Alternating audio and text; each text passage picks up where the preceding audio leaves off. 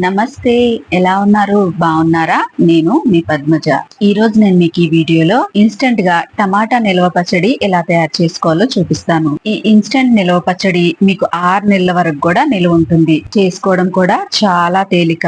ఎండతో పని లేకుండా ఇన్స్టెంట్ గా చేసుకునే ఈ టమాటా పచ్చడి చాలా రుచిగా ఉంటుంది. ఆలస్యం చేయకుండా ఈ కమ్మనైన టమాటా పచ్చడిని ఎలా తయారు చేసుకోవాలో చూద్దాము. నేను 1 కేజీ టమాటాలతోటి పచ్చడి చేస్తున్నాను. దానికోసం 1 కేజీ బాగా పండిన టమాటాలను తీసుకొని శుభ్రంగా కడిగేసి తడేమి లేకుండా ఫ్యాన్ గాలి కింద ఆరబెట్టుకొని ఈ టమాటాల్ని ఇలా చిన్న చిన్న ముక్కలుగా కట్ చేసుకోవాలి.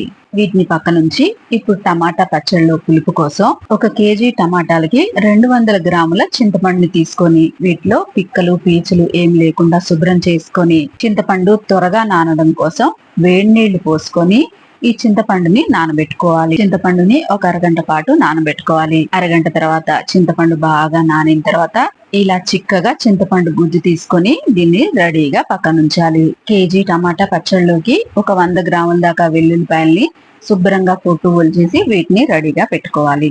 ఇప్పుడు స్టవ్ వెలిగించి ప్యాన్ పెట్టుకొని అందులోకి 2 టీ స్పూన్లు మెంతులు వేసుకొని ఈ మెంతుల్ని దూరగా వేపుకోవాలి.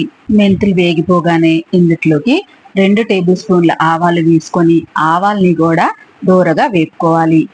ఇవి 2 వేగిపోయిన తర్వాత పూర్తిగా చల్లార్చుకొని ఈ ఆవాలు మెంతుల్ని మెత్తగా ఇలా పొడి చేసుకొని రెడీగా పక్కనుంచుకోవాలి. ఇప్పుడు స్టవ్ పైన ప్యాన్ పెట్టుకొని 1 టేబుల్ స్పూన్ పల్లి నూనె వేసుకొని నూనె వేడవ్వగానే ముందుగా కట్ చేసి పెట్టుకున్న టమాటా ముక్కలన్నీ కూడా ఈ ఆయిల్లోకి వేసేసుకోవాలి. ఇప్పుడు ఇందులోకి 1/2 టేబుల్ స్పూన్ పసుపు, 1 టేబుల్ స్పూన్ ఉప్పు వేసుకొని ఈ టమాటా ముక్కలకి ఉప్పు పసుపు బాగా పట్టేలాగా మంచిగా కలుపుకోవాలి.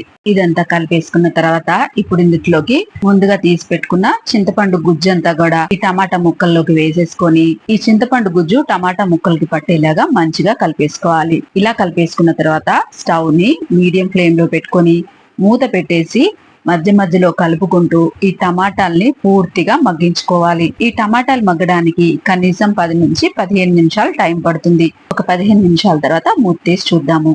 చూడండి, టమాటాల్లోంచి నీరూరి టమాటాలు మంచిగా ఉడికిపోయాయి. ఇప్పుడు ఈ నీరంతా కూడా కొంచెం దగ్గర పడేదాకా మూత పెట్టకుండా స్టవ్ ని హై ఫ్లేమ్ లో పెట్టుకొని దీన్ని ఉడికించుకోండి. ఇందులోని నీరంతా దగ్గర పడి టమాటా గుజ్జు ఇలా తయారవగానే స్టవ్ ఆఫ్ చేసేసి ఈ గుజ్జుని పూర్తిగా చల్లారనివ్వండి. ఇది అంతా చల్లారిపోయిన తర్వాత ఇప్పుడు మనం ఇందులోకి ఉప్పు కారాలు కలుపుకుందాము. 1 కేజీ టమాటాలకి 100 గ్రాముల ఉప్పు, 200 గ్రాముల కారం కలుపుకోండి. మేము కారం ఎక్కువ తింటాం కాబట్టి 200 గ్రాములు కలుపుతున్నాను. మీరు కనుక తక్కువ తినే వాళ్ళైతే 150 గ్రాములు కలుపుకోండి.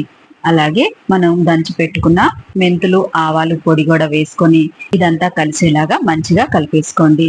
నేను పచ్చళ్ళలోకి సాల్ట్ వేసాను కాబట్టి 100 గ్రాములే వేసానండి. మీరు రాళ్ళు ఉప్పు వేస్తే గనక 150 గ్రాములు రాళ్ళు ఉప్పు వేసుకోండి. ఇదంతా కలిసేలాగా మంచిగా కలిపేసుకొని ఇలాగే పచ్చడిని మీరు నిల్వ చేసుకోవచ్చు. మీకు కావాల్సినప్పుడల్లా కొంచెం కొంచెం తాలింపు పెట్టుకోవచ్చు. ఇలా కలిపేసుకున్న తర్వాత మీరు ఒకసారి ఉప్పు పులుపు కారం చెక్ చేసుకోండి. నాకైతే అన్ని కరెక్ట్ గా సరిపోయాయండి.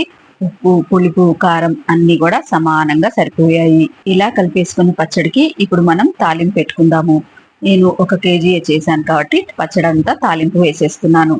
స్టవ్ వెలిగించి ప్యాన్ పెట్టుకొని అందులోకి 1/2 కేజీ దాకా అంటే 250 గ్రాముల దాకా పల్లి నూనె వేసుకోండి.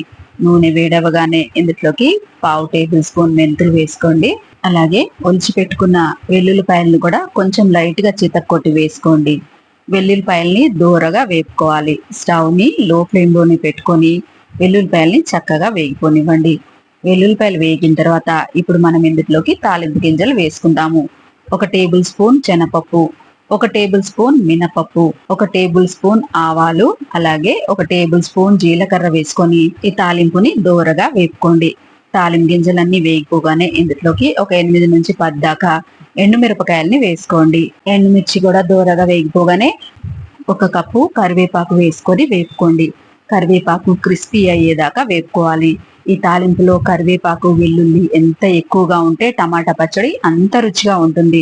కరివేపాకు కూడా క్రిస్పీగా అయిపోగానే స్టవ్ ఆఫ్ చేసేసి ఈ తాలింపులోకి 1/2 టీ స్పూన్ ఇంగువ వేసుకొని ఇంగువంతా తాలింపులో కలిసేదాకా మంచిగా వేపేసుకొని ఈ తాలింపుని పక్కకు దించేసి తాలింపు పూర్తిగా చల్లార్చుకోవాలి. తాలింపు వేడిగా ఉన్నప్పుడు కనుక మనం పచ్చడి కలిపామంటే పచ్చడి కలర్ మారిపోతుంది.